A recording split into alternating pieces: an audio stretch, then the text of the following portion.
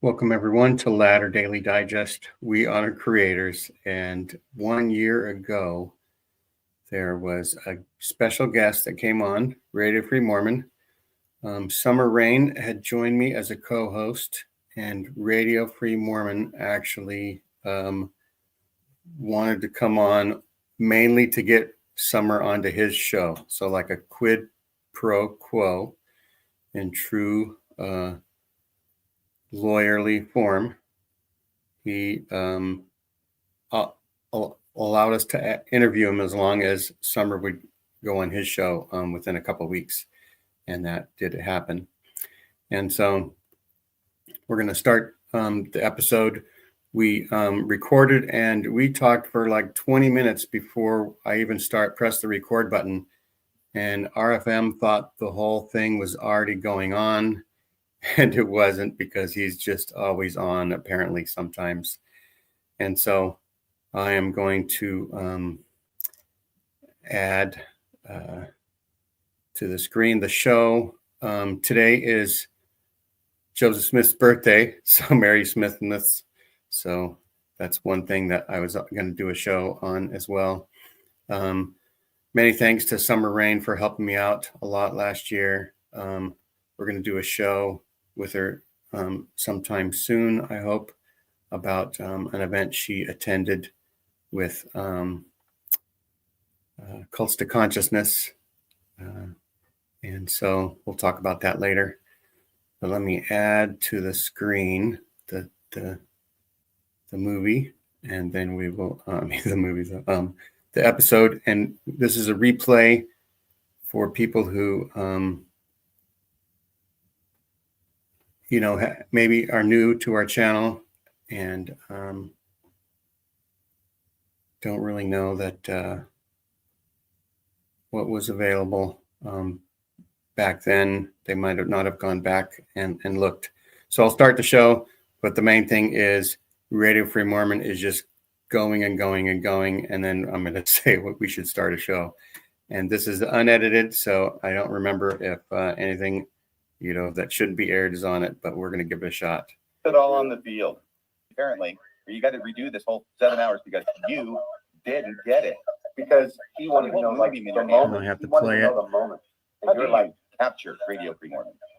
It's the moment is like it all on the field. Sorry about this, everybody. Oh, there. Recording has started. Yeah. So that's the other thing is Well, that's about all we have for tonight, folks. Thanks for don't joining know how us. to edit. So It's all not. I want to like do a clean lead in and a clean exit, and then the rest can happen. Very close. Okay. But I can edit. I can trim both sides. Mhm. So like we can, but then I don't know where the trim went. I don't know how to save the trim as like a gag reel or something like that. I don't know. But all the So good anyhow- stuff's on. So we're ready for a very boring interview now. You guys missed the pre-show. Sorry. Yeah. So anyhow, Yes, The this is idea is- Latter Day Digest. yeah, Ladder Daily. Today's date is Digest. December So 23rd, 2023. Happy Joseph Smith's birthday, everybody. that's right, Smithmas, Merry Smithmas. And so So anyway, today we have on the show Gene Judson and Summer Rain. Summer Rain and Summer Not. Oh my gosh. Just as a side note, one of my upbringing pastime favorite things was watching Twilight Zone with my father. We watched it all the time, and I still, New Year's Eve, I don't know if you guys know this, they have a Twilight Zone marathon every year, New Year's Eve on the Sci-Fi Network. So Didn't I've know seen that. all of them. I've seen all of them. And I'm saying that because I feel like I'm in an episode of the Twilight Zone right now. Mhm. Go. Which one? The The one with Billy Mummy? what? For William Shatner. People tell me Moomy. Oh, no, I don't know how to pronounce it. There's That was a Someone on was the a good one. wing. Some That's right. thing. very good. Yeah. Very good. Well, Did you thank see that one, Gene? Have you seen Oh, that yeah. one? Oh yeah. Oh, I've watched every single one of them. Every single one of Twilight Zone. And what's your favorite? My favorite is Talking Tina. Oh, that's a scary little doll. I love My name is Talking Tina, and I'm here to kill you. My name is Talking Tina, and I don't think I like I you. don't think I like you. I think one But of my that's favorite because ones. I Is had that Telly Savalas in that? I believe in so. that? Yeah, I Wow. believe so. Playing the But- part of the doll. Yes. But I liked it because I actually had a fear of dolls Oh, and yeah. dummies. Like Yes, talking absolutely. dummies. So that one I liked because it helped me kind of get over that fear, but It got you over the fear? kind of. But I'm gonna say why really fast. This is my dad got Twilight Zone mixed up with Alfred Hitchcock one day, and he had us watch one of the episodes where a dummy is a guy is walking around with his dummy, a ventriloquist. He's world famous. Woman falls in love with him. She follows him all over the world. She's writing him. She says, "I want to go to dinner." He meets her backstage. They have dinner, and then at some point she leans over to him, and the guy, the ventriloquist, falls over, and the dummy stands up and says, "Get out of here! Get out of here!" I was 5 years old, and I ran out. I thought he was talking to me through the TV. So since that point, I've been fearful of dummies and mannequins. But I couldn't find the episode because it wasn't Twilight Zone. It was Alfred Hitchcock, which was a little different. And so when I saw Talking Tina, I said, okay, well, at least they don't look real. Tina was like a doll. Mhm. It was the dummies that really, so Chucky, all those I just can't do. So anyway, that's just a little side note. That was a How do you fear of feel mine. about the movie Magic? Right? Isn't Oh. that the one with Anthony Hopkins and Anthony Hopkins. Anne Margaret? That's right. Where he's the ventriloquist who's Mm-hmm. really got some mental issues. Yeah, I didn't see it. I don't Oh, even you remember. I don't should. You'd even, love that I one. don't, Is that what it's called? Magic? I'm pretty sure it's magic. I don't know. I've Or is never, it Hocus? No, not Hocus Pocus. Hang on. No, that was the Witches of Eastwick or whatever. I've never even Yeah. heard of it before. That's how much I don't do. It's good. 1978 movie. Wow. Yeah, it's Magic. Anthony Hopkins Magic. and Margaret. Burgess Meredith is in it as well. Well, I'm a huge Doctor Who fan as well. Yeah. And the Disney just came out with my favorite Doctor is 10, who's David Tennant, and they just came out with Oh. another Christmas special. And the last episode had Neil Patrick Harris, and it was dolls. And so it was a little. I think I'm getting better because a lot of my favorite shows are now having dolls and dummies. So I'll try Magic I'm in the looking middle at of the this, day. and I actually watched it a couple of years ago, but Richard Attenborough directed it. Wow. Screenplay by William Goldman. It's 87% on Rotten Tomatoes. Wow, I'm gonna It's check pretty that creepy. Yeah, it's intense, but it's good. When I was young, I would watch movies when I was 5 or 6 or 7, and I knew that there were movies, and somebody would get killed or do a crime, and I would say, or think probably, why didn't the cameraman stop it? Oh, uh-huh. Well, when I was a What's that? kid that age, I watched the news and I would think they could see me. There you go, looking right at you. Yeah. Can these people see? I can see them. Can they That's see why me? they, in Kentucky Fried Movie, they have that actually happen where the newscasters can see the people that are watching them in the living room. I think I remember that. And that's Okay, because- Gene. I'm So out of anyway, here. yeah, we'll move out. You're killing me, Smalls. So the purpose of the show is to honor creators and to talk about how you became Radio Free Mormon. Now, John DeLynn took 8 hours and didn't get it, right? We're going to get He it. in didn't get 15 it? minutes. No. I'm glad this is recorded. John, you need some more time with me, apparently, or you got to redo this whole 7 hours because you didn't get it. Because he How do wanted you to hold know a like moonbeam in the your hand? moment. He wanted to know the moment. And How do you're you like, capture Radio Free Mormon? it's the moment is like, you know, your whole life is the moment of becoming Radio Free Mormon in a way. Yes. And so, but he wanted like December 13th, 2013. I Mhm. decided, you know, He was born. it was all not true. And I saw the light. That's almost becoming the an exact date that the essay on race and the priesthood came out. It's very Yes. close. It's very It's close. December 2013. Yes. So anyhow, so we can start the show, What and the then heck? we'll go from there. We'll try to do our best. You know, summer is amazing, and I have to tell her at least once a month. And I told her yesterday. Yeah. So you Oh, don't now have to you've do it got again. January covered. Yeah.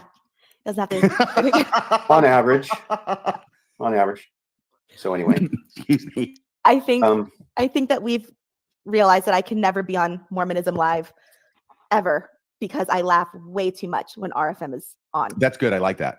Yeah, Laughing when I it's not talk gonna is work. good, especially when I'm being funny. It's not going to work. that's right. It's going to work. It'll be fine. My gosh. Okay. I don't know. Well, First summer. Wednesday of January, by the way, Summer. Thank you for agreeing to come on. Oh, That's Wonderful. right. They're running out of material when they're completely Oh out. my God. You know what's How- funny is like how long have you one of been my married, questions. One of my questions for RFM I thought about as I was in the shower was, where do you see yourself 5 years from now?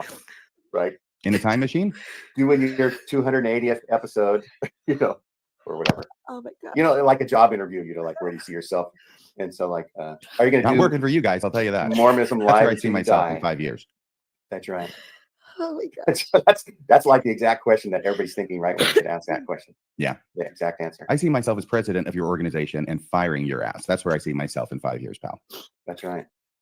Summer, do you want to do the start, the lead in for the show? Well, we've already started, Gene. Sure. Welcome to Latter By Day the way, Digest. I insist right now, I insist as your guest that you start this at 9.5 minutes ago, and then we lead into this.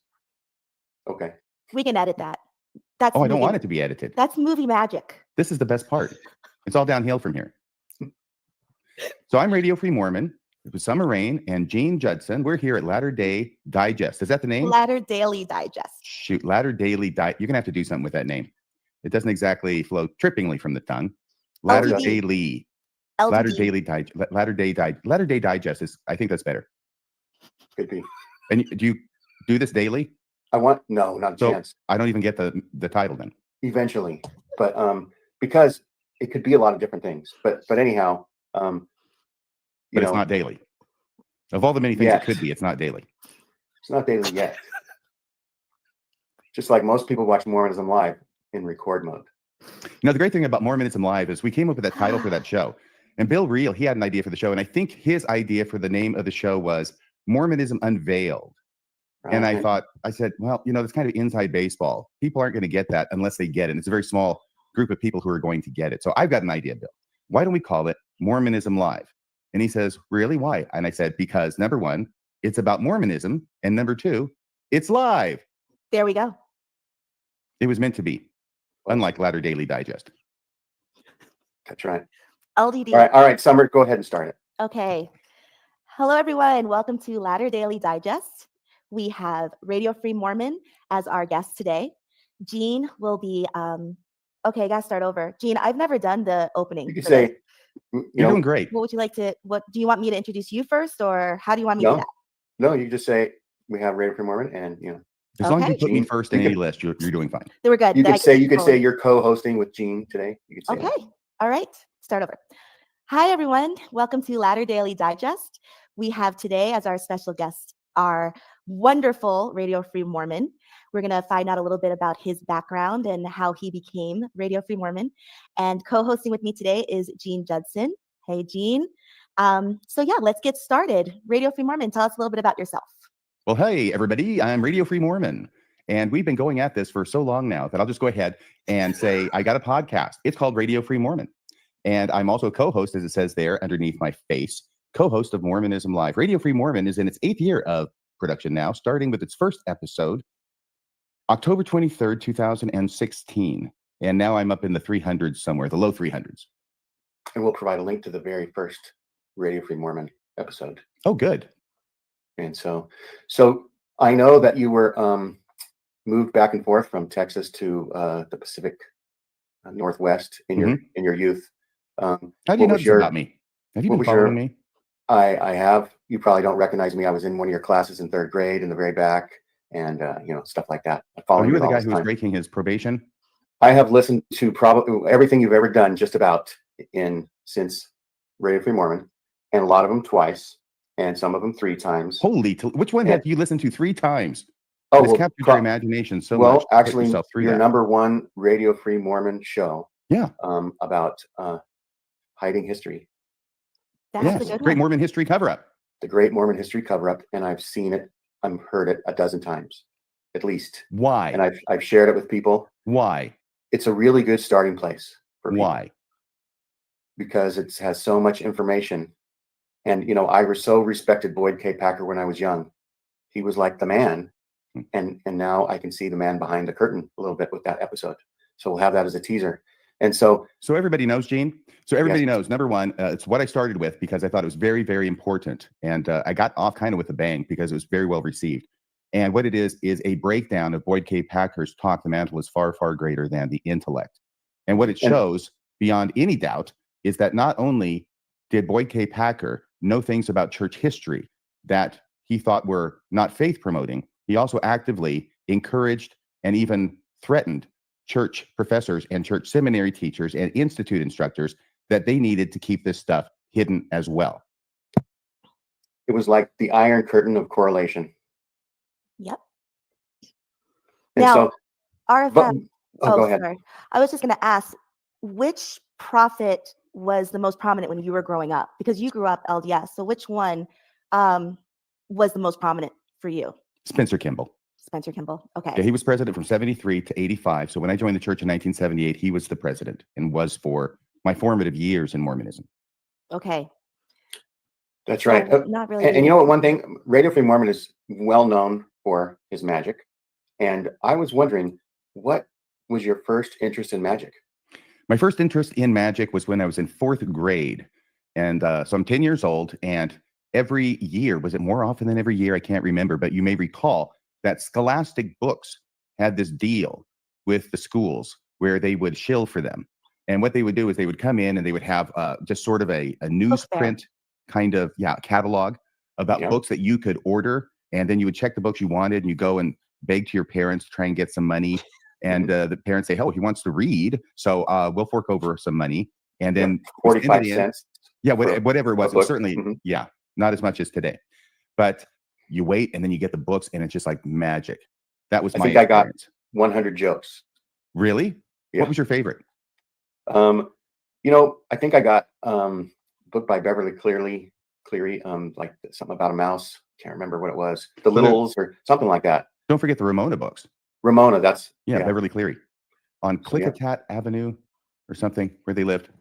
Yeah. So I'm good at trivia, but I'm 1/10 good at trivia as Radio Free Mormonism. And the secret to being good at trivia is to tell people what you know, not to say that you don't know something. Is that the trick? Well, you may be thinking about the mouse and the motorcycle. That was very popular. The mouse and the motorcycle. I wanted to be a mouse with a motorcycle because of that book. Yeah. Well, so do you have a motorcycle yet, or are you only halfway there?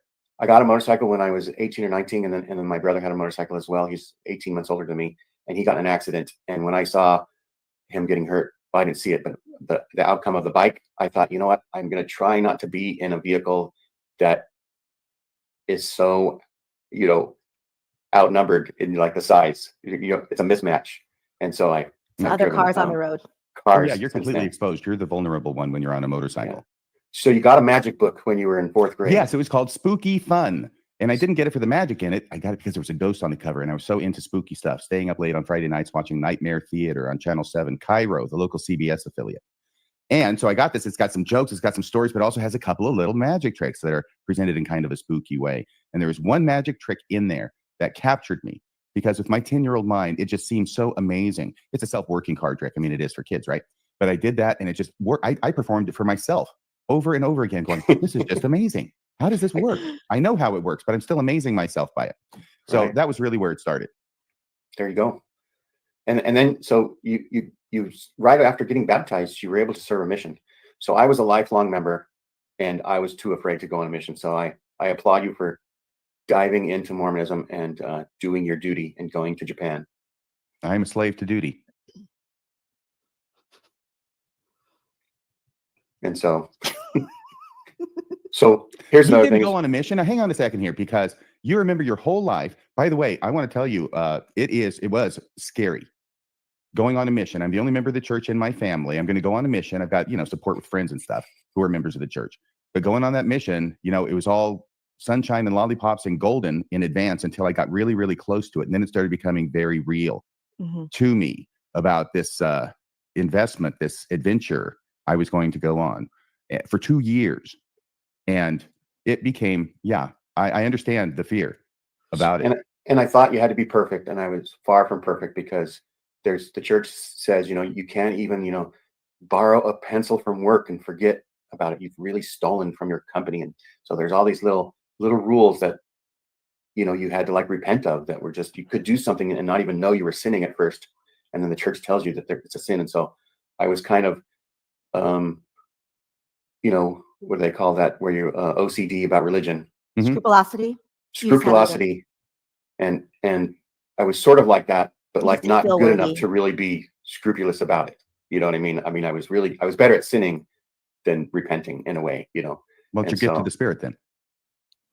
Yeah. So with your mission to Japan, I have 2 questions. How did your family feel about that? Actually, that is your a moderately interesting answer. which is that I've got a dad who's an atheist, my mom who's a nondescript Protestant and had never been to church in my entire life. She had been a Baptist, by the way.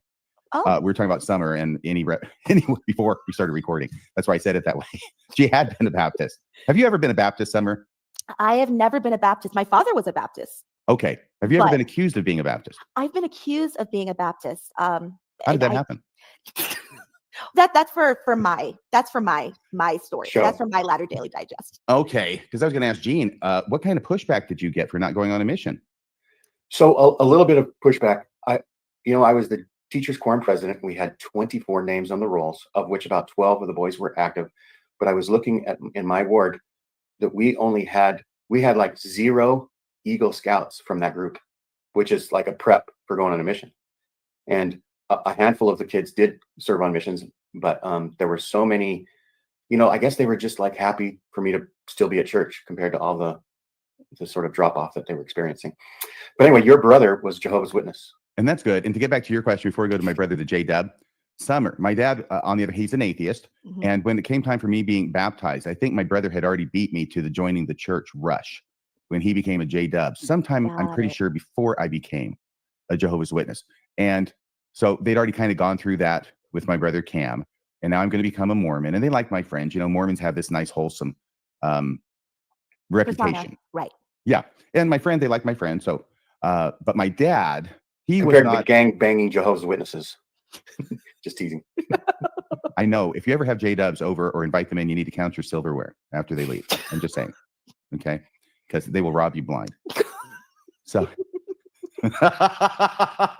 anyway, my dad was not really in favor of my being baptized. Now, he didn't insert himself in it or tell me not to, but he was not that pleased about my being baptized. My mom, on the other hand, was very enthusiastic about my being baptized because she had seen this burgeoning Christianity in me for many years on occasion.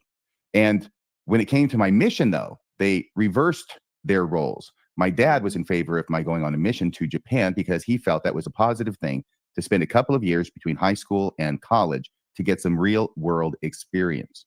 And he thought that was favorable. So he supported my mission. My mom, however, was not happy about my going on my mission because it was to Japan and I'm the baby of the family. Yeah. I actually Yeah. remember having a phone call with her at the airport on the way out, January 1980, on the way over to Japan after the 2 months in the MTC, and talking to her. Now, I had saved enough money to get myself outfitted, to get myself flown down to Provo, to get myself through the MTC, and to get myself an airplane flight with the other guys across the ocean to Japan. But by the time I landed, I was tapped out. So I relied not only on my 70s quorum, back when they had those in the stake, but also on my folks. And they split it 50-50 for my mission. So I was relying on them to finance this once I'd gotten to Japan. And I had this phone call with my mom where she was suggesting to me that maybe it would be a good idea if I just served for 6 months. And I'm, it's like the missionaries are like, Mom, come Yeah. on, the guys are here. Do that. You can't do 6 months. It's not Right. optional. I have given up my entire freedom of choice here. I am enlisted until the conflict is o'er, and it's not going to be o'er until 2 years. Right. But think of the story. Oh, I left my mission after only serving 6 months. Why? Because my mommy wanted me to come home. I know. Wouldn't that be horrible? Like I left my mission in San Francisco. Well, I was just curious because even as faithful members, mothers have had a hard time with their sons leaving, and that's understanding why. So I'm always interested to hear non-member moms how they handle that and nowadays, there's a lot more communication. I think back then it was just Mother's Day and Christmas, Yes. correct? And just letters. And now you can, I think it's once a week, they can talk on the phone and they get the social media. So it's a lot more contact. But I have one son and he's only 9. And I would be very sad to see him go for 2 years and only hear from him twice a year. So I was just curious if you're not a member as a mother. So that makes sense. 6 months, kind of like when you're sentenced to go to jail for 2 years. Like, I think I'm just going to do 6 months. I should get some credit for good time. Yeah, I did well for the 6 months. So that's very That's interesting. right. The other question I had was the word of wisdom. Mm. How did that work out there in Japan, given that they do a lot of hot drinks, a lot of tea? Mhm. I know there's kind of a back and forth about what tea we can drink and not drink and Diet Coke and Coke and all that. But what do they say in Japan? What they say in Japan, what we were instructed to say in Japan, because of course, if we're lucky enough to get into a freaking house, Yes. oh my gosh. But if we're lucky enough to get in there, the first thing they're going to do is offer tea, Yes. because that's like all they drink. I hear they drink a lot of that in England as well. But Japan, of course, I mean, they got a whole ceremony around tea, but they'd offer tea. And what we were instructed to say is that we are following a Tokubetsu na Kenko Programu. Oh, And that's a special health program. We were not to link it to the church because we didn't want to let them know at the outset that if they did listen and hear all the discussions and hopefully read from the Book of Mormon and got a testimony of it, and we get to the sixth discussion where we're at the commandments and the word of wisdom, we don't want them to know up front that we're going to be asking them that at the end. Otherwise, we're never going to get to the second discussion. That's right. The milk before the tea. Everything is about transparency in this church. yes, yes. And they don't need to know that they're going to trade one ceremony in for another. That's a good point. Yeah. You know, Yeah. I don't know if Japanese like the temple ceremony more than perhaps non-Japanese people, or if people who are more into ceremony and ritual might be more. I expect they would be. Somewhat, but I mean, the tea ceremony, as you know, has such a special importance to them that I do feel it would feel like taking away the LDS ceremony from an LDS person, saying, "Oh, I'm not gonna tell you about this, but at some point you're gonna have to stop doing this." But it's all about transparency because we want to be upfront and honest in the beginning. We will do anything we can to get somebody baptized, even if we have to hide things from them up front. And frankly, that's really what the missionary discussions are designed to do. They're designed to give you the very, very basics so that you can get baptized based upon very little information. And the little information you're getting is extremely slanted toward the church and its truth claims. Yes. Heart cell discussion style. Yeah. Heart cell. Mhm. Well, just to jump on that, I told you yesterday, my father was baptized in 83. Hmm. So that was only a couple years after the priesthood ban was lifted. And he didn't even know there was a priesthood ban. So that was not put in the discussions at all leading up to. And then the night before he was baptized, I think one of his family members told him in Florida, and that was a whole other thing. But it's just interesting that something so close to the ban being lifted was still not discussed. He got all the other discussions. Here's your reminder. Go Oh, through hi, papers. James. What is it you have to go do? I think Jean has to go through. I think Jane has to Oh, go it's through. Go through my papers because I have a stack of mail and stuff like that. So Alexa reminds me every day. I think Oh, she's in love that's with me. nice. I usually So, just yeah. put them in a stack, and I see the stack and I remember. But Yeah, I don't know why I can't remember without being reminded. That's fine. So you serve an honorable mission. you're getting a And- lot of mail, Gene. Where are you getting all this mail from? It's mostly junk mail. It has my name on it, so it makes me feel important. Okay. You know. It's not nice to call fan mail junk, Gene. That's not nice. Your fans will be very Yeah, the offended by IRS is a big fan of mine. No, Mhm. Yeah, as well as your other creditors. right, creditors. that. And you go to Texas University. What's it called? The University of mentioned- Texas. University of Texas. It's the university that's in Texas. Are they the hook 'em There are horns? others, but not really. There's only Are- one university in Texas, and it's UT, baby. Are they the hook 'em horns? Yes. Hook 'em horns. Yeah. And did you decide then to pursue law? No, of course not. No. What I did was I got bit by the dance bug when I was 16, so that would be 1976, and I was with the dance studio for 3 years. I was torn away from that, much against my will, to go on a mission to Japan for 2 years. And upon returning, I took up dancing again, went to the University of Texas at Austin for a 4-year Bachelor of Arts degree with a major in dance. Wow. Oh, you didn't know that? I don't do as much research as Jean does apparently, but this No. is where we go to interlude and you stand up and do a little tap. Oh, I can't do really much tap here. I've got my tennis shoes on. And besides right. that, you'd sort of be looking at my crotch while I was doing it. if I stood up, right, it would be one prolonged crotch. That's right. Boxers or briefs? No, I'm just kidding. So Yes. the one thing the mission Give a did help you. totally new meaning to the phrase soft shoe. One thing the mission prepared you for dance was to be light on your feet, right? I was actually quite a good tap dancer. So you majored Jazz in dance. and ballet, not really. What did your father think about majoring in dance? Because he was more prone to the logical. Am I correct? Yes, he was a rocket scientist, literally. Yes. So when it came to my dance, very interesting. I didn't speak that much to my dad. He didn't speak that much to me, really. He was old enough to be my grandfather. He was born December 26, 1919. Wow. So really, not that long after World War I ended. And children were more to be seen and not heard. I couldn't tell you how many times I heard that expression growing up, but they heard me a lot anyway. But we didn't have this huge, close relationship or anything. Mhm. But I remember specifically going to him before I enrolled in courses, just after my mission at the University of Texas, and just struggling, thinking, I really love dance. That's what I want to do. But on the other hand, where's that going to leave me? And shouldn't I be more pragmatic in getting some kind of degree that can earn money? And my dad refused to give me any advice. Wow. He said, you should do what you want to do. I'm not going to give you any advice on this. So I said, okay, then dance major I am. Dance it is. Wow. So what changed that trajectory? From dance Starvation, to law. mostly. The thought of starving in the future. No, starvation after graduating with a dance degree. Oh, You can't do anything with a dance degree. My gosh, dance degree, what a dumb thing that is. Either you can dance or you can't. And believe it or not, when you're auditioning, nobody gives a flying where you went to school or what degree you have. All they care is if you can dance. So, but I had a lot of fun, and then starvation afterward. And then I decided I needed to do something that I could earn some money at. And I actually sat down. I remember sitting down and thinking, what can I do? And I thought, well, what am I good at? And I thought, well, I'm okay at speaking because missionary stuff and teaching, that's because of Mormonism. Mm-hmm. Speaking, I'm okay at writing. And I argue, I've certainly been arguing a lot with, Baptists, Summer. and your brother. Yeah. And so I can do that. And I thought, well, what is it that I could do with those skills? And I thought lawyer, which is what my father-in-law at the time was. So that helped me crystallize it. Okay. So with your first wife, did you meet her in school? Did you meet her at UT? Oh my gosh. I don't even want to go there. Well, you mentioned Such father-in-law. bad memories. I mentioned Okay, so- father-in-law. I didn't so say after my getting first a law wife's father. degree- You notice how I phrase that. I met her in a musical in 1983 called How to Succeed in Business Without Really Trying at the Zilker Park in Austin, Texas, an outdoor musical. It was done every year. I think it still is. Robert Morse played it on the big screen. Yes, he did. I think he reprised his role there from Broadway. So your father-in-law then was a lawyer, Yes. and he gave And you you thought advice. if he could be a lawyer, anybody could be a lawyer. No, I did not think that at all. It was quite intimidating, believe me, to be a lawyer. I made the what huge kind of mistake lawyer? after. I'm sorry? I'm sorry. What kind of lawyer was he? Bank. Bank. He worked Okay. for a bank and at a bank building in a nice office on the 24th floor, I think it was, of maybe a 26th floor building Wow.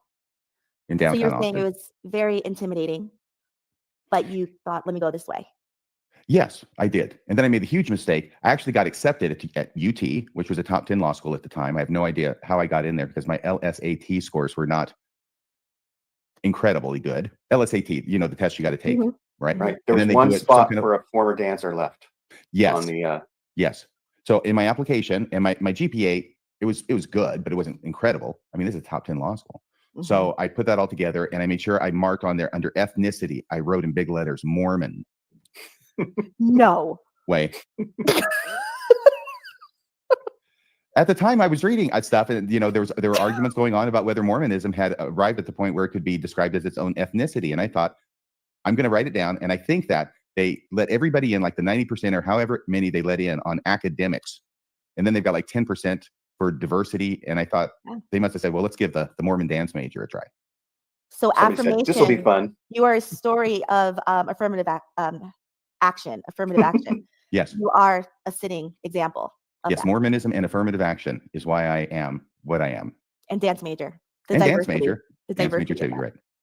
So And I know, well, while Radio Free Mormon was at college, he actually heard about anti-Mormon lies, and he prepared some institute lessons, I believe, on defending the church. Yeah. I actually heard about him in 1978 when I joined the church. You're not going to be a Mormon very long in a house with a J-dub before you start encountering some anti-Mormon literature. And I did. And but what you're talking, so this is actually a decade later after I've gone through this stuff and read it and written about it and argued and all this kind of stuff. The Institute class, which was the spring of 1989 at the Institute building at the University of Texas at Austin, where I taught a self-styled course, 12 lessons on defending the faith. wow. So you became an apologist. Oh yeah. With a capital A. Trainer, an apologist trainer is what he was. Wow. And I recorded them all on tape, cassette tape, and 11 of the 12 survived. And I have taken those and put them up at Radio Free Mormon, and they have been received without a great deal of acclaim. And so in a way, that helped you think about other deeper issues, and you were enamored by scholars and apologists, and you wanted to join their ranks. Yes, I wanted to be fighting the good fight on the side of God, And who so apparently you- needs a lot of hacks too. you would defend it. submit papers, and you wanted to get published. Yes, Wow. And in a way, that was training for you to be RFM. oh yes, absolutely. Everything in my life has been training for me to be RFM. Some things more than others, and that's certainly a big thing, Gene. I'm glad you brought it up. But yeah, I started writing because I'm reading all these papers. I'm a member of FARMS, right? Foundation for Ancient Research and Mormon Studies, John Welch's organization that he started in the late 70s, but I didn't find out about it until early 80s after I got back from my mission. And it was at that time a clearinghouse of scholarship on the Book of Mormon, where you could order papers that had been written about it, and they would just take care of copying it and sending it out for the price of copying and postage. So it was inexpensive, which was a good thing for a law student, and before that, a dance major such as myself, to be able to get this cheaply. And I was very, very interested, and that sparked in me a desire to start writing about things that I saw in the scripture. So I ended up ultimately, after a couple of failed attempts, being published in the Journal of Book of Mormon Studies in 1993, I think it was, and then again with a different paper in 1994. And then I was published in BYU Studies in 2006 and again in 2014. Wow. And I know that you've had different callings in the church, but you were a gospel doctrine teacher Yes, for as long as they just could prior say. to becoming Radio Free Mormon. Yes, all that's true. And that also helped you be Radio Free Mormon as well. Oh And yeah, from 2006 to 2010, I got to go through the entire cycle of the standard works. 2006, halfway through, it was the Old Testament at the time, and I used that opportunity to start familiarizing myself with non-Mormon academic scholarship about the scriptures, the Old Testament. Then it moved into the New Testament, so I followed that in the next year. I got a bunch of tapes from the Learning Company featuring Bart Ehrman, which I was so impressed with that I started reading his books. And my class got a lot of information through me that was not from the manual. And that, of course, upset some people. that's right. right. Because it's not in the manual. Some people raise their hand, where is this in the manual? Sister If it's in the Johnson, manual, why on earth would you want me to say it again? You know, Sister if it's Johnson there, would you beat can a read path it. to What the is the bishop. point? Yes, beating a path to the bishop. Look at Jean. Yeah. Jean, You're you're amazing. That's right. On it. Sister Waters. That's her name. Yeah, Sister You know who you Waters. are. So, So but she got fortunately, RFM fired. Fortunately, I had some people who were on my side, by which I mean they appreciated the class, who were also present with the bishop and saying, hey, this guy's really doing stuff that nobody's done before, and people really appreciate it. So don't fire him right off the bat. And they didn't. They left me in there for 4 years. But I would spend 6 to 8 hours preparing for a gospel doctrine class. And I would start preparing the Sunday evening after church in advance of the next Sunday. And what's interesting, it was all faith promoting. I mean, it was all faith promoting. It just wasn't correlated from the manual. Yes. I mean, I certainly knew stuff that wasn't faith promoting, but I did not think it was my position is in Sunday school to be talking about things that were not faith promoting. That would seem strange. And so, yes, everything was faith promoting, or at least not faith damaging from my point of view. And I remember that the goal that I set for myself was to make sure that everybody who came to my class learned at least one thing new. That's right. If the gospel topics essays had been rolled out 5 years earlier, you might still be a gospel doctrine teacher, because then you wouldn't have been fired for saying things on the edge of anti-Mormon. I don't know that I would have lasted that long anyway, but I do remember that the bishop in the ward, whose last name was Holbrook, I don't think you'll mind my mentioning it. He's a really good guy, very interested in scholarship, and he gave me an avenue between 2010 to 2014. 2010 is when I stopped teaching Sunday school. 2014 is when I stopped really attending church. So it was in those 4 years where I came up with the idea of doing a special fireside is what they call them in the church, but a presentation. I think it was on Friday evenings, and it was maybe once a month about a particular subject. And he was always there. It was just a small group, maybe 10, 15 people at the most. It was in the Relief Society room. And I had given a presentation about the priesthood ban and things that had led up to it, and all that kind of stuff. It was pretty in-depth. It was like a localized version of Know Your Religion. Yes and no. Yes, it was localized, and yes, it was about knowing your religion. The only reason I say no is because I think that the Know Your Religion program does not live up to its name. Mm-hmm. I think it should be called Don't Know Your Religion. Or know what we want you to know about your religion. Yes. But I did talk about the priesthood ban in advance of December 2013, because I remember specifically in sacrament meeting after the essay had come out, the bishop standing up in front of the entire congregation before sacrament meeting and announcing the fact this essay had come out, referencing the fact that I had given this 2-hour or so presentation that only 15 people had come to. And he said that the essay basically says that Radio Free Mormon was right. Wow. He said that in front of the whole congregation. Yes. Wow. That's fantastic. How did you go from being the lawyer version of Hugh Nibley to RFM? That is a long process, but let me just put it this way. All right. The thing about being an apologist, if you're going to be a good apologist and not just on the surface level, right? In history and everything, you have to learn all the arguments against the church in order to know the responses to those arguments. And whereas I would think 75% of these arguments, I've got good responses for, what I thought were good responses at the time, at least, there's another 25% that I don't. I have things that I can say, and I can hope that the other side doesn't know everything that I know, because if you know everything that I know, you're going to have some questions about it. I had questions about it. I didn't have a good answer that made sense to me. In fact, it looked kind of damaging. So I would focus on the other things. You had to know when to hold them and know when to fold them. Yeah. And ultimately, I folded them. But the whole thing is that I realized that it's not going from being an apologist to being RFM is not about doing a 180-degree turn. It might seem that way. But really what it is having all the information, knowing the information pretty much backward and forward, knowing the scriptures backward and forward. If that doesn't sound horrible, I'm sorry. Uzzah. And you can tell that story here in a second. But just looking at them just a little bit differently, it's like the parallax view. And if you look at a clock, like a standard kind of industrial clock like they have in classrooms or other places, you know, the big circles stuck on the wall, where they have the hands out maybe half an inch from the surface. And if you look at it straight on, you can see that it's like, I don't know, let's say it's midnight, or noon, straight up, big hand and second hand. But if you, actually, that's a bad one. Let's make it 3 o'clock. So anyway, you look at 3 o'clock and it's straight up 3 o'clock. But if you go to the left side of it, if you move over here now, and you're just looking at a bit of a different angle, you're not turned your back to it and looking at the other wall. You just look at a bit of an angle. Now it's like 2 minutes or 3 minutes past 3.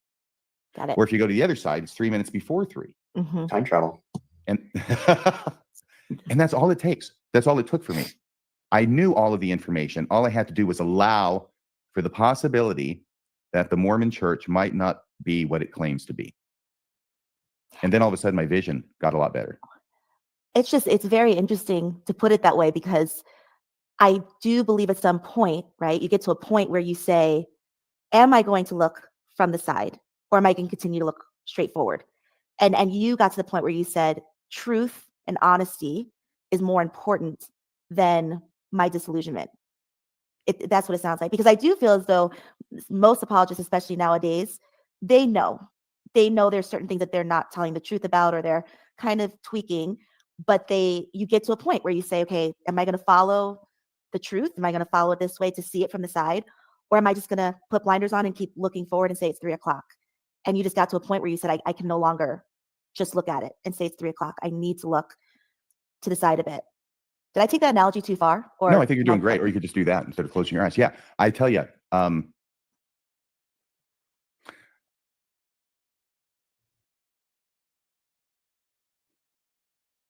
trying to recapture the thought that I had, and it went like that. I just think of apologists like John Gee. I mean, I didn't want to name people, but I think of people like him with the Book of Abraham. And at some point, okay, yeah. I wanted to keep talking until it came back for you. So thank you. It was a huge silence there. Anybody could have filled it, but no. So, no, the thought that I had, and hopefully it'll come back to me again, was that, no, at some point, I got to the stage where I trusted myself enough to reach my own conclusions without having them dictated to me. I think of that as like giving yourself permission to think for yourself. Yes. Instead of thinking the way the church wants you to think. Because growing up as a Mormon, from age 18 when I joined, but becoming a Mormon and developing as a Mormon, what I came to do was I knew what the truth was, because the truth is what I was told by the authorities of the church. And the truth is what I read in the scriptures as interpreted by the authorities in the church. And if there is a disconnect between what I'm thinking or the conclusions I'm reaching or the way things look to me versus what the authorities tell me, I would say, okay, well, the problem's with me. I'm the one who's not thinking this through correctly. And I'm coming, and if I'm thinking it looks weird, well, maybe it does, but that's my problem. That's my fault.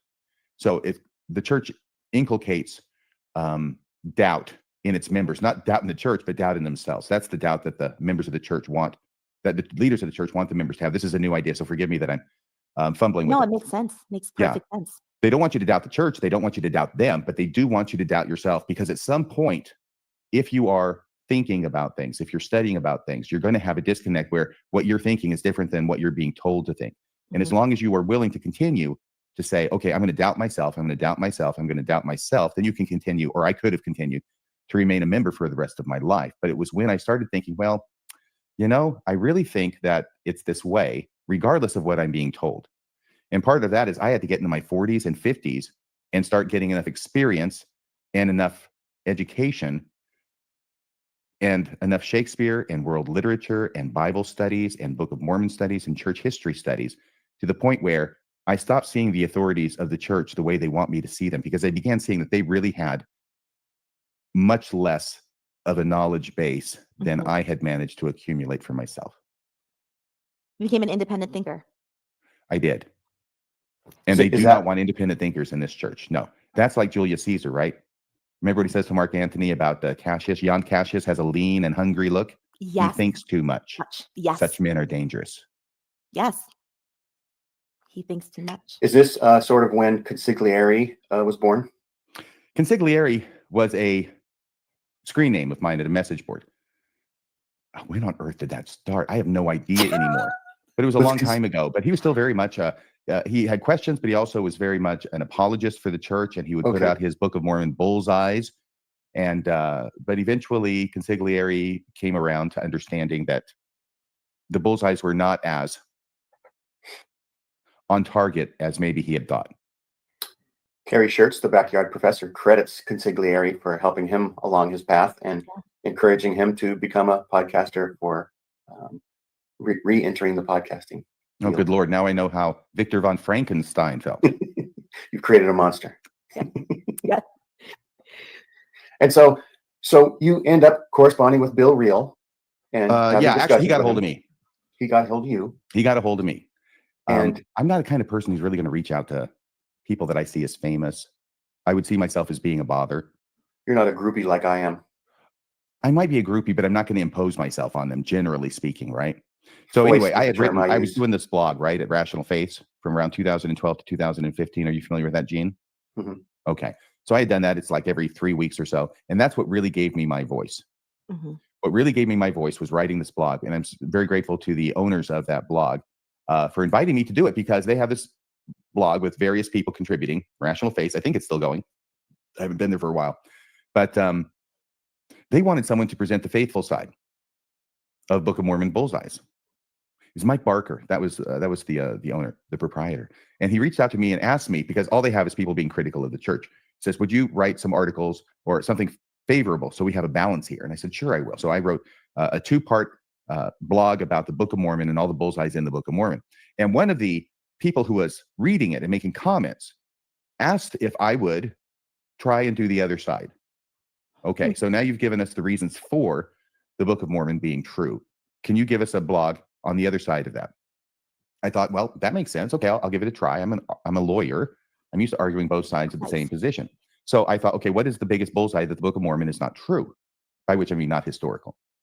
And I knew what it was. It was a thing that I'd always had trouble with, and read refutations to, including Hugh Nibley, which I found unpersuasive, but continued to think, oh, well, he's smarter than I am, so it must be a good argument. I'm the one who's not getting this. And it's, of course, King James Version in the Book of Mormon. Mm-hmm. And I wrote a blog about it. And all I did was use the information that I already knew. I'm sure I did a little additional research to find where these things were, but boom. Once I allowed myself to think about it and to write about it and to express it, I realized this was the smoking gun. Wow. When it comes to the Book of Mormon. Like, consider the possibility that the opposite is true. And you did. Yeah. You considered it. And I knew all the information. I just hadn't allowed myself to correlate it. Pardon the expression.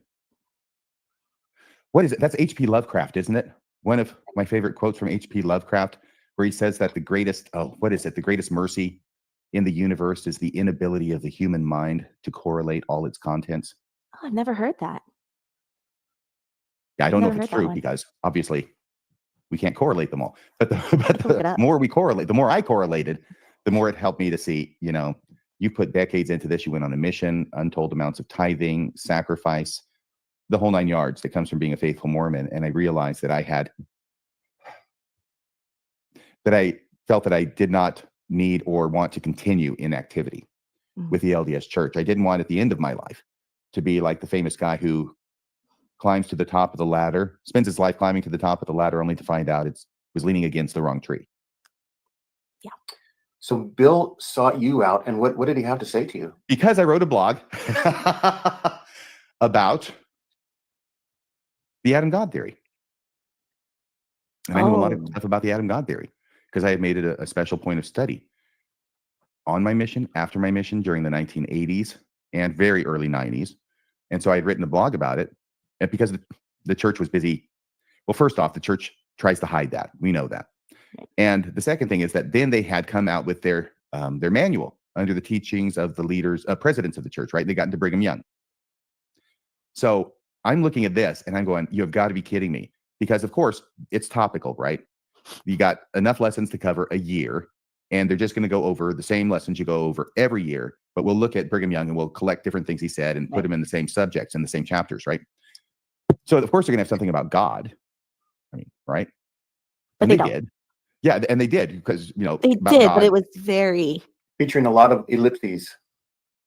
No, they were even Oh. dirtier than that.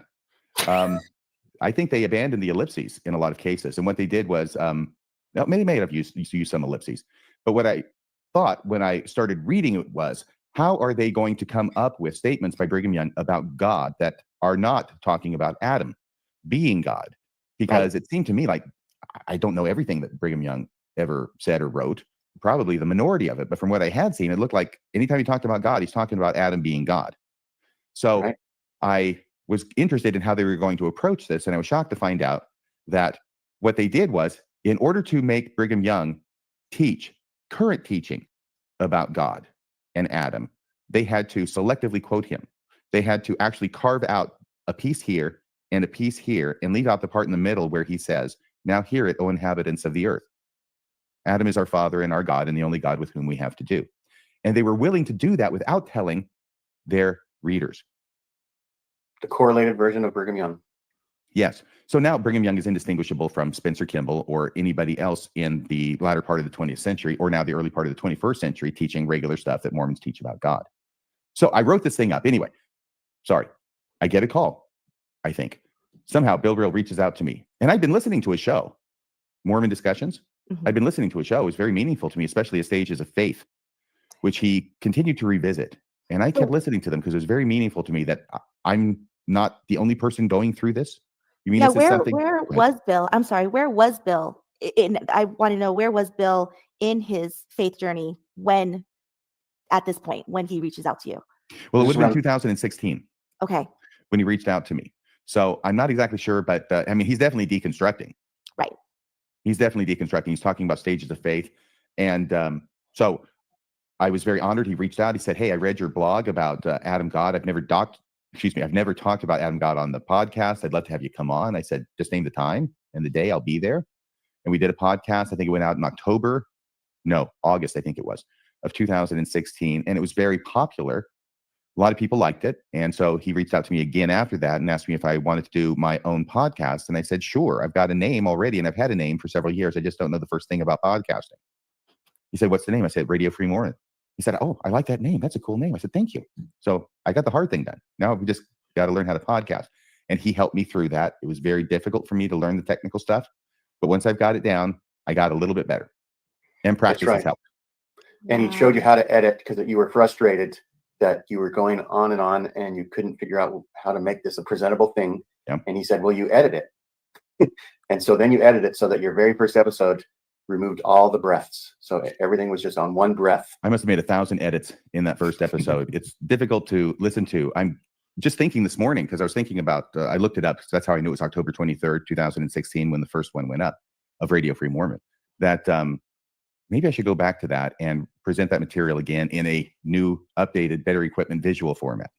But maybe I will. I don't have time for it. By the way, I'm going to break the news for you today, okay? Summer, okay, Jean? Breaking news. Breaking news. I am planning And I'm committing to not just one new podcast starting in 2024, but 2 new podcasts. First one's going to be following the Come Follow Me manual. The working title is Radio Free Come Follow Me. And so having a weekly episode covering the materials 1 week in advance of the lesson in church. So if you have any interest in hearing Radio Free Mormon talk about the materials that are going to be talked about in church the following Sunday in Sunday school, then this will be your place where you can go. And I think that this will also allow me to come up with a great deal of material that I've never presented before, just because, I mean, it's like there's all these different things out there, right? There's a whole sky of stars, and there's a whole lifetime of incidents relating to Mormonism or realizations or experiences or whatever. And I think both of you probably know what I'm talking about. But when it comes to doing a podcast, I have to try and have a message, right? There's got to be a point and a theme, and I can only use certain things, which means that all these other things never get tapped. So hopefully by doing it this way, and this would be a 4-year project, obviously, since you go through the 4 standard works. Well, you go through Old Testament, New Testament, Book of Mormon, and church history. Okay. You make your way through the 4 standard works in the 4 years. That I'm excited about that. I think it'd be very interesting for me, hopefully for the audience, whether they go to church still or not. And the second podcast, which I want to premiere in January, is Brush Up Your Shakespeare. Oh my gosh, it's so fantastic. Thank you. Here's my idea. Okay, you ready? It's going to be really short, no more than 15 minutes, hopefully 10 minutes. And the idea is going to be, because I think everybody knows that Shakespeare is important. All right. It's like all Mormons know they're supposed to read Isaiah, but nobody's going to do it. It's just too intimidating. And you just can't, you need an in, right? Some way to get in to this. And that's what I want this podcast to be. And I don't want it to be on a high level. I want it to be on a Radio Free Mormon level, where we talk about one line each episode. And maybe you can come away knowing that line, knowing how it was used in a play, and being able to know how you could use it in your own life.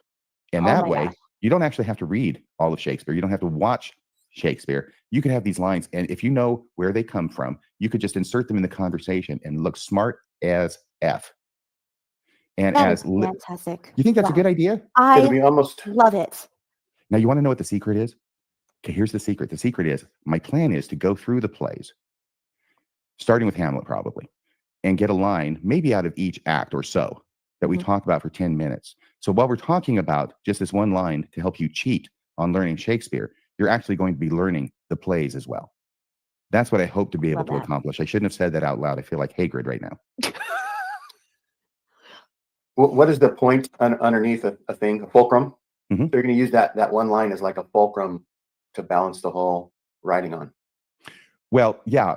And, you know, with Hamlet, it's very easy because Hamlet has so many famous sayings in it. And a lot of them people know, a lot of them people don't know. My favorite story, which I heard from Isaac Asimov, not directly, but from a preface to a book he wrote about Shakespeare's plays, was of the elderly woman who had never once in her life read Hamlet and figured, you know, before I shuffle off this mortal coil, I should probably get around to it and read Hamlet. And she tells her friend, I'm going to read Hamlet. So a couple months goes by and they're having tea or whatever. And the friend says, so did you get around to reading Hamlet finally? She goes, yes, I did. And the friend says, what did you think of it? And this lady says, well, it wasn't really that great. All it was a bunch of famous quotes strung together. Wow. Wow. All I know is it's about a guy talking to a skull. Alas, poor Yorick. I knew him, Horatio, a fellow of infinite jest. I absolutely love both ideas. And I'm gonna say why really quickly. Next year, we go back to Book of Mormon for Come Follow Me. And for a lot of people who are deconstructing, but still turn church possibly, I think that it is it might be a difficult year. You know, we had Old Testament, New Testament. You can kind of still enjoy those works, but with Book of Mormon, when you're deconstructing and you are either wondering if it's true or you've come to the point where you say it's not, it's a little bit hard to figure it all out. So I think it is fantastic to have a radio-free Come Follow Me, where you pinpoint and kind of put evidence and also just deconstruct in your own way the Come Follow Me ahead of time, so that you can have both sides for those that still go to church and for those that don't. It'll be fun. Like a thinking man's version of Don't Miss This. Exactly. I like that, Gene. Yes. Just Radio Free Mormon, no, don't miss this. I was hoping you wouldn't ask me that. So, and that's okay, because Don't Miss This's former co-host is now a church general authority. Yes. release. Don't miss that's- this. Don't miss what? That could What is that that could be the path for you now. about? So So GA? they go over the lessons. They go over the lessons weekly. You mean like now Okay. you know, or something different? It's a church produced. Yes. Well, not really, but It's like independent, but TBM. Okay. So So- don't miss this in so- Sunday school. it's Emily. yeah. It's Emily Freeman, and who is the other one?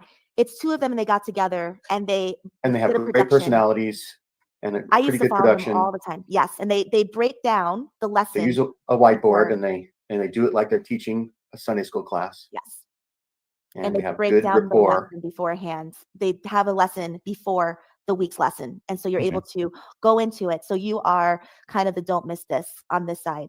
There are actually several of those, I think, that are out there that Yeah. Latter-day Saints are putting up about come follow me. There's two I have guys in been- white shirts. I've never watched it, but they have like a little gem in the bottom left corner with a number. I don't know, on the thumbnail. So, I have been praying for something like this, actually. well, you have prayed me here. That's right. I So what do I want? follow I follow your general conference wrap up. So I think that this is along those lines. I think it's something that's very needed. With Shakespeare, that is a phenomenal idea. And I can't believe no one has thought of it before you. Maybe they because- have. I'm not But aware of what's out there really, I except for one haven't seen- podcast that I'm sorry, go ahead, Summer. No, I just said I haven't seen it. If it is Okay, out well, there. good. I hope that I'm creating a niche, as they say in England, or a niche as we say here. I hope so. I hope it's not something that's already been filled, because then I've got to do it better, right? Or at least different or something. But there was one guy who was Aaron Ziegler. I remember his name, Aaron Ziegler, Chop Bard. And he was going through the plays. He may still be. And I just love the way he goes through the plays. It's been a while since I listened. Sorry, Aaron. It's a wonderful podcast, and I recommend it to people. But he's going through the plays, and he's basically like, he got to the point where he's pretty much reading every scene, every line, and then talking about it. And I think that a lot of people want to be able to get in easier Yes. than that. And Right. starting, a little more than kin and less than kind. What that means. There needs There's no so ghost, my Lord, much. come from the grave to tell us this. All those kinds of things. I see nothing, actually- but all there is I see. Going back, so you do your first episode, you put it out there. It's audio. You choose to do the audio format. It goes on. Oh, you're using present tense for 2016. Yeah, you go back to 2016 right now, and you are you put it out there. What do? Do you click on somewhere to see how many people are viewing it, or do you just let it go and let Bill tell you how good it's doing? What were you I thinking? typically sit at my desk and click repeat to increase the number of views. No, That's right. Call your friends. Hey, seriously though, Bill is the keeper of the information. I work for him. And that's a strange thing sometimes for people to realize. I know Bill was talking about it when we were doing our 3rd anniversary at Mormonism Life. He may have even said it on the air. I can't remember, but he got a bit emotional at the end. So did I. But I think I Yeah. started it. And but he's talking about, we are friends and we are co-workers, and we're very, very equal in the way we talk and about ideas for this and that. But on the other hand, he's my boss. it's like the And- Godhead. Sure, Jesus, you're Jesus, but I'm your father. Very good. So having said, why was I saying that? Because you had asked something about Right after he's your the first. keeper of the information. He knows Alright. all this stuff. Maybe there's a way for me to access it. I don't know. I don't bother with it too much. I remember I used to call him and say, "Hey, how many views is that up to?" But I don't really do that anymore. Now that it's on YouTube, I can actually just look, and it has the number right there, so I don't have to bother him as much. And then after you had done a few shows, was there one episode that he said, "Wow, Mhm. this episode is like going viral"? Was Yes, there any? Which one was that? Do you remember? Wrong Roads. Wrong Roads. Roads. He really liked Wrong Roads, and Jeff- Wrong Roads was good, but it's like it wrote itself, Yeah. right? This is about Yeah, that was Elder really Holland's good. story. Yeah. Right. And It's- for there's those of you kind who of a don't know, theme. it's very early on. I mean, it's probably 2017. But he's with his son. He gets lost in the desert. Night is falling, and there's 2 roads, and they have no idea where they are. And so Elder Holland stops and he says, "Okay, well, let's pray about it." And the kid prays about it, and Elder Holland prays about it. And I think I can't remember who said, "Let's go. I think we should go down the right road." And the kid says, "Yeah, I got that impression too," or vice versa. Anyway, they both Yeah. get the same impression. They go down the left or the right, whichever one it was. It changes depending upon which one you're asking in their talks. However, let's just say right road. So they drive down this right road, and this is like a track in the desert. It's not a paved road or anything. Right. So they drive down this for a few hundred yards, and it dead ends. They realize, well, this was the wrong road, right? So then they immediately turn around, go back to the place where and then they take the other road. And then they Yeah, find right. out that this one leads them to where they're going, and the lights are coming to the lights of the city. And yeah, that's the faith promoting story. That's Because the story. his kid, who's now either, I think he's a GA now, Holland, or a president of some college. It's funny how that works. Right. Mhm. He last name Holland. Look it up. He said, "Hey, Dad, now what is it, son? Well, you know, back at that fork at the road where we prayed and we had this, we thought we should go down this, and it was the wrong answer. And Elder Holland has to come up with an explanation for this. And the best he can do is to say, well, I think what happened, son, is that the Holy Ghost sent us down the wrong road so that we would know that when we turned around and got back on the other road, that it was really the right road." That's right. It's almost akin to having the faith not to be healed. Yes. Yeah, Yes. it might have been the start of it. And I've just left flummoxed. This is such a bad story, Elder Holland. Why are you even mentioning it publicly, much less having a seminary video made out of it? Because this doesn't sound like something that can really be relied upon. If it can't tell you what direction to go, I mean, it's a binary freaking choice. It's a coin toss. If the Holy Ghost can't give you the right answer in a coin toss scenario, why are we relying on it to tell us whether you're an apostle and the Book of Mormon is true and Mormonism is God's true church? Or Well, even worse, it gives you the answer, but it's the wrong answer. Right. So not even that the Holy Ghost doesn't give you an answer, it prompts you to do for the wrong answer. But isn't that how apostles are called? Don't you cast lots, and then whichever way the lots fall is the next apostle? Oh, I don't. So God is in flipping the coin or casting the lots. That's how you receive God's will.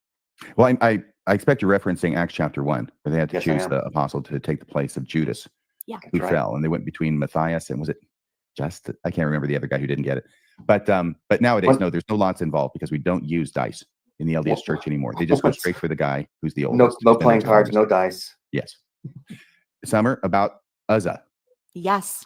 Yes. I was wondering how you're going to bring that back around. Well, it wasn't through any kind of artful segue. I just thought I would just say, what about Uzzah? So we were discussing yesterday the story, which, Gene, I'm curious to know if you've heard of it, the Ark of the Covenant, when they are transporting it, correct? RFM? They're transporting it. I don't remember where they were Like up taking a hill. And the soldier reaches out. There you go, Gene. That's what we were discussing. And how he dies just like that because, he needs to be punished for touching the ark. And that's what happens to apologists when they try to hold up the church. Yeah. Right. So that's what we were discussing yesterday. When you question the authority of the church, are you trying to study the ark? Right. And somebody brought up the story in a way, wondering if I had heard it. And I just said, Uzzah. And I don't think she heard me. She kept talking. And I said, yes, Uzzah. And she goes, what are you saying? It's like, That's I think how that's the name of the unfortunate deeply person he knows to about it. study the ark. And she says, how do you know that? And I said, that's why I'm Radio Free Mormon. That's a That's true right. story loosely based on actual events. By the way, the clicking you heard was me double checking that now. And yeah, it's Uzzah. That's right. Uzzah, just the way I spelled it for you yesterday. Yeah, right. we had mentioned that story, my husband and I, to the bishop, and the bishop actually was not aware of the story. He said, I don't remember that one. And so when I mentioned it to RFM yesterday, I said, have you heard of this story? And he said, let me do you one better. I will tell you the name in the story. Did I say that?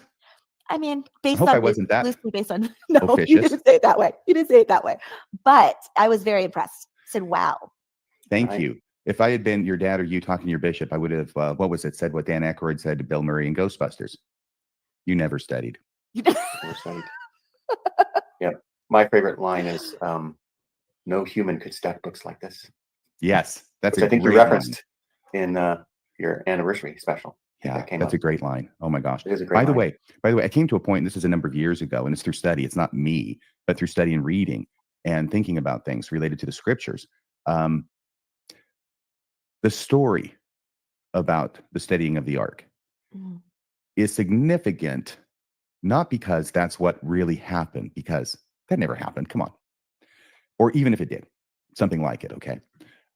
The significance of it is, why does this story appear in the scriptures? Who wants that story to be told? And what interests does it serve? And Dan McClellan will say that everything is for the people of that time. Nothing is for the future. They didn't see 2,000 years in the future. You have to figure out who at the time it appeared were they talking to. Yeah, and obviously it's from a priestly class. that doesn't want anybody mucking with their priestly duties. That's a strong boundary marker story. If you don't have the priesthood, if you're not a Aaronic priest or a Levite or whatever it was they had back then, don't be messing with it. Even Don't if, study the ark. yes, we'll put it in the Don't most touch my ark, extreme, baby. we'll put it in the most extreme terms we possibly can So interesting. with the ark, because you don't get to carry the ark. That's the job of the priesthood. That's the Levites. They're the only ones who get to carry the ark. And so for a non-Levite to touch the ark Mhm. is death, even if they're doing it for the best possible reason. Even with the So, best intentions. yeah, so I think that would obviously come from probably the P source. Yeah. But then you have to couple that with what churches tell that story today. I can't Authoritarian. speak for other churches, but I can tell you why the LDS church teaches that story today. And that's because of the same reason. They're very jealous of their priesthood power and authority, and they don't want anybody else even thinking about messing with it. It's the gospel of obedience. Yes. Yeah. I mean, it's one of those stories that it's a hard one to, if you think it's literal, you Mhm. think, what kind of God would do this? It's a little extreme. Mhm. Pillar of salt as well, right? Turn around, Mhm. pillar of salt. What kind of God does this? But when you think of it in the sense of who would want this story to be told, that makes so much Context. sense. So much Oh, sense. great. Great. I think the God who would turn Lot's wife into a pillar of salt was probably a horse lover. Or a restaurateur. Just turn her into a big lick block.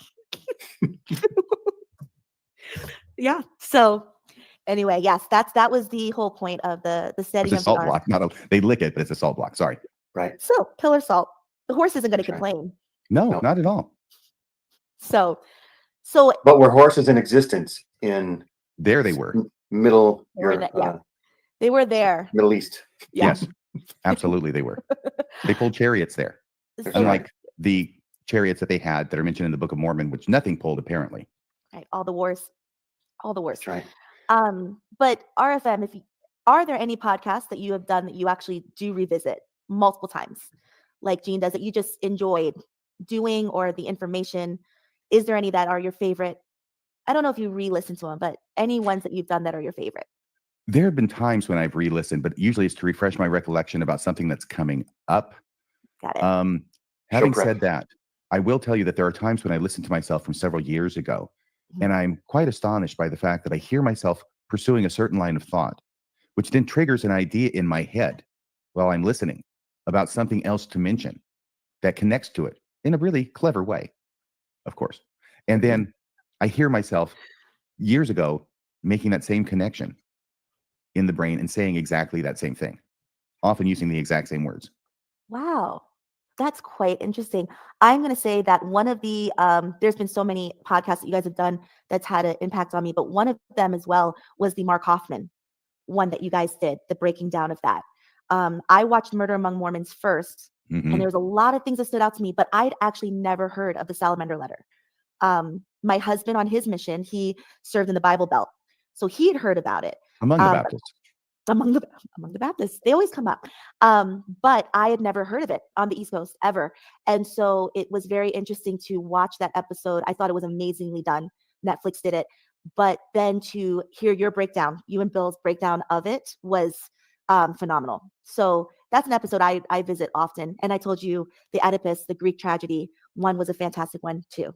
Thank you so much. I really appreciate it. You know, the big thing I learned from Murder Among the Mormons that had really never occurred to me before was when they're talking about the experts in document analysis to determine if they're forgeries or whether they're authentic. Mm-hmm. Just needs to be one thing. Yes. Oh, that's what you got. One thing. Yes. Yep.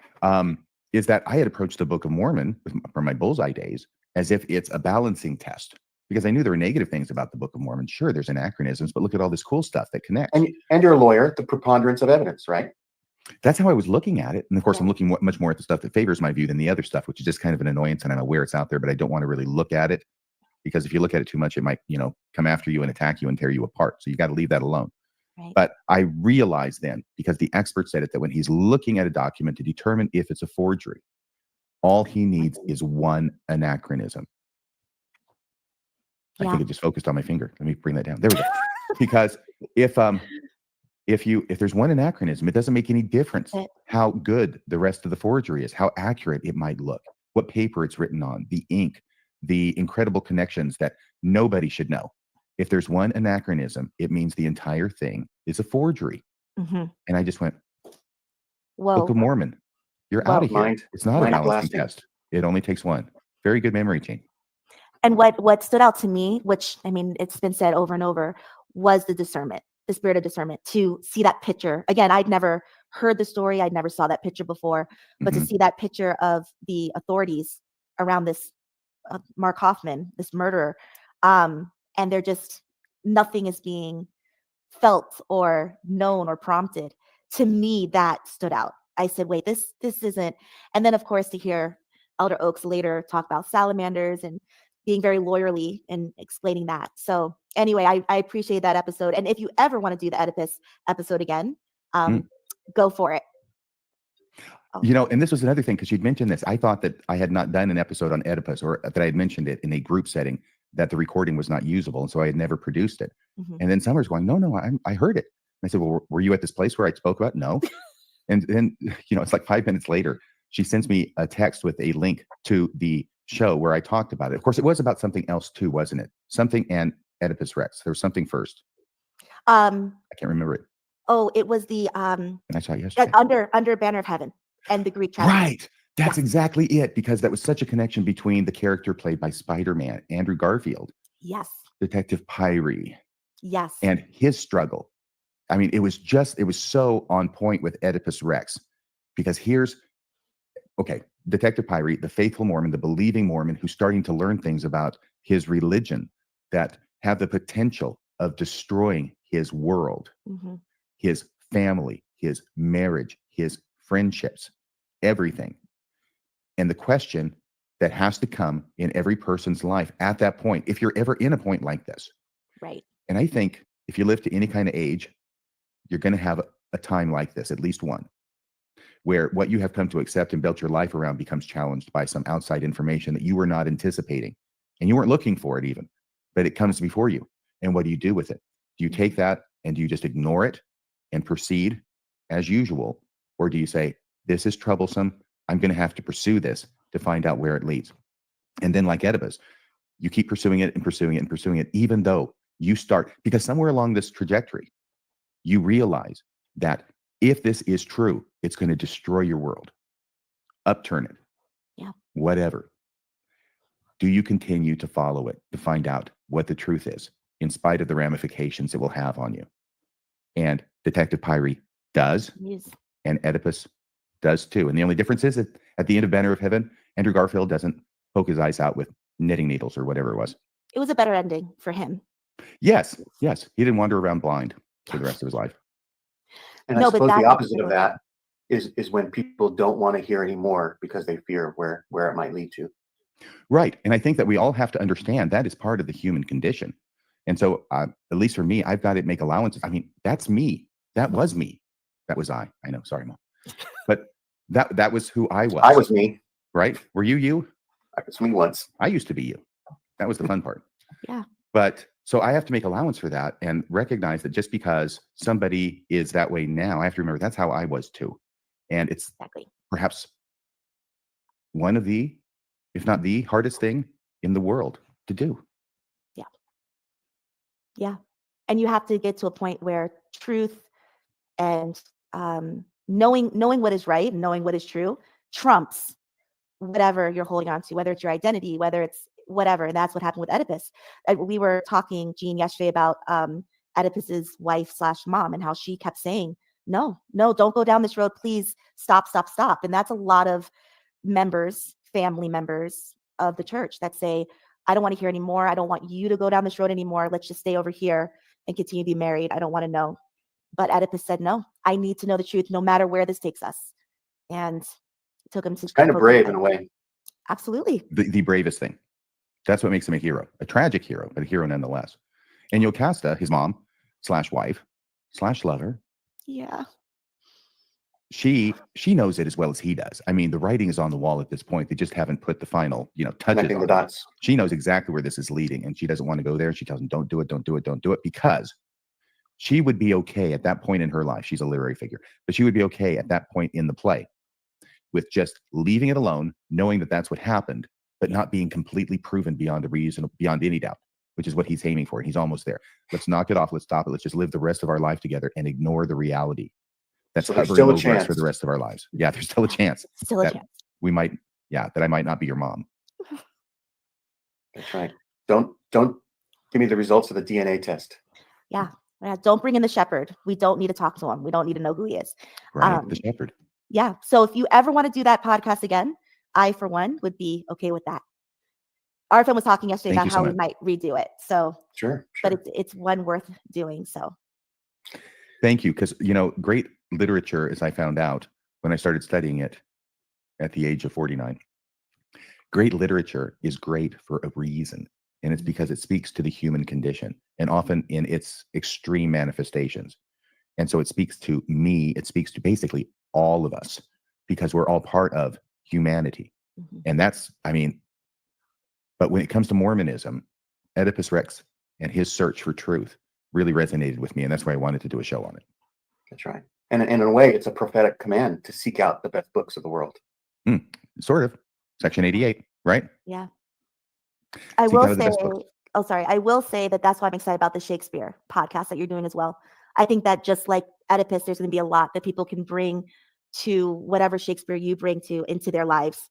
And there might be a Mormonism connection there as well with a lot of those books and stories. There will be, but that's the challenge. Do I want to make this Mormon centric or do I want to make it non-Mormon and therefore open to a wider audience? I would make it non-Mormon, but I think that people will bring it in. I just think it's one of those natural things that people will start to say, wait a minute, I see that connection. And maybe That's you bring up that connection one episode or a couple episodes, but it won't be Mormon centric. That would be my thoughts on that. Hugh Nibley read a lot of Shakespeare, but the two quotes he always used in his class, what was it, his honors class, Pearl of Great Price, because he would say it over and over. I wasn't there. I listened to it. I ordered it and then got the transcripts, blah, blah, blah. Anyway, first one was, there needs no ghost, my Lord, come from the grave to tell us this, which is just a nice Shakespeare way of saying, duh. Yeah. We don't need a ghost to tell us this because everybody knows this, right? So there needs no ghost, my Lord, come from the grave to tell us this. And then later on in Gertrude's, the Queen's Chamber, the chamber scene, where the ghost appears to Hamlet and says, knock it off with your mother, right? Quit accusing her because he's trying to get her to confess to being in on his father's murder. Yes. Because he suspects her. And the ghost appears. This is where, leave her to heaven. Leave her to heaven, I think is the line. But anyway, this is where Hamlet sees the ghost and can hear the ghost. His mom can't. She can't see the ghost there. Yeah. That would have been very interesting psychologically for us to wonder if it was only in Hamlet's mind that he saw the ghost, except for the fact that in Act 1, we know that other people have seen the ghost. In fact, they see him before Hamlet, right? Right. So we know that the ghost is a real entity within the play. So for some reason, Gertrude can't see him.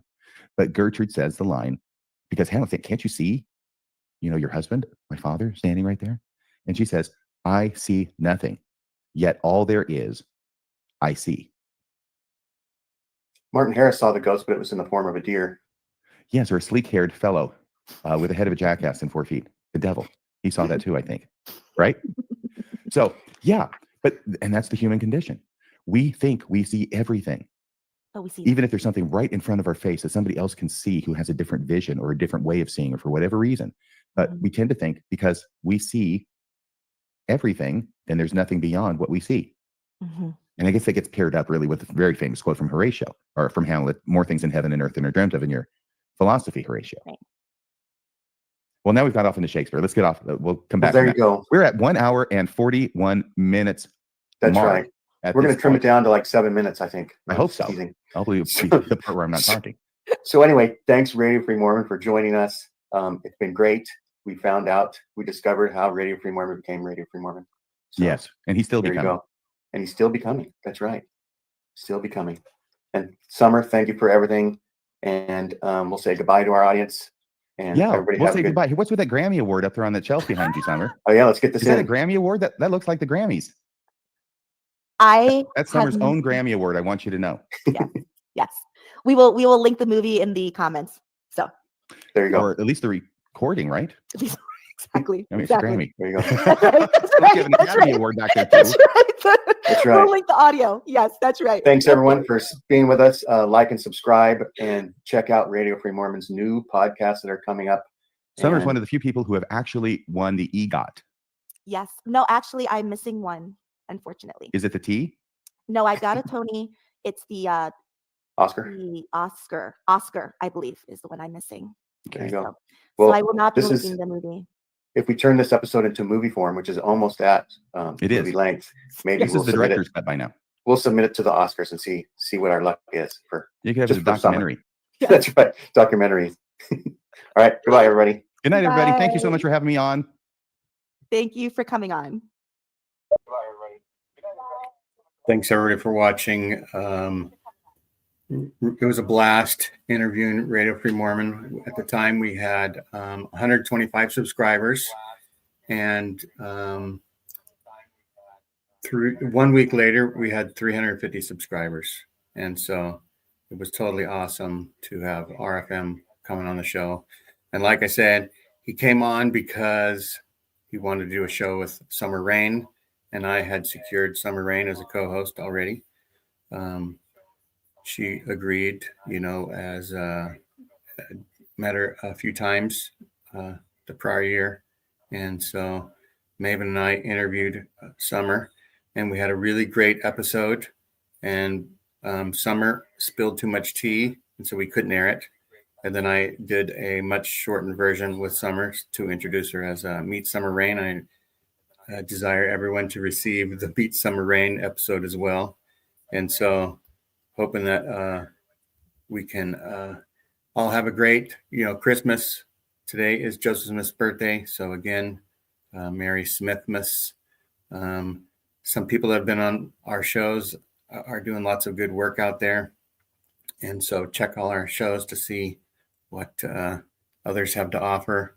And we hope to keep on delivering more and more new talent and authors and people who are big on the scene. So anyway, have a great rest of the year, and we'll talk to you later. Bye-bye. So yeah, now it takes a little bit to end the stream. Sorry. Bye.